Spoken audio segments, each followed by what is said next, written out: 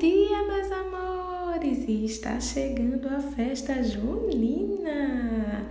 Que legal! E hoje nós vamos ver um símbolo que faz parte dessa festa. Qual será? É a fogueira! E no São João nós temos fogueiras grandes, fogueiras pequenas, fogueiras com madeira, com pedras de todos os tipos. Agora vamos fazer a contagem das fogueiras. Olha, aqui tem uma fogueira. E agora nós temos duas fogueiras. Agora nós temos duas, três fogueiras.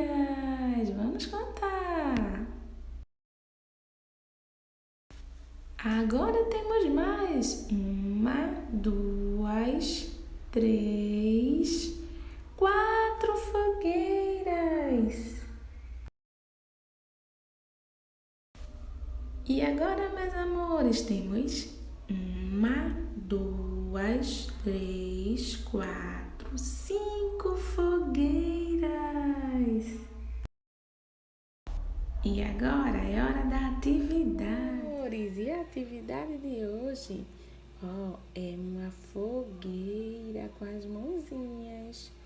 A mamãe vai pegar algum pedaço de papelão, fazer umas madeirinhas, o formato de madeirinhas, e vai colar no caderno, tá bom?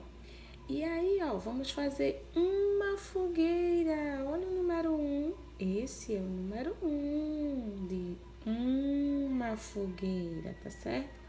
Vocês vão passar tinta vermelha, olha ela aqui, tinta vermelha na mãozinha e vai colocar para representar o fogo, tá bom?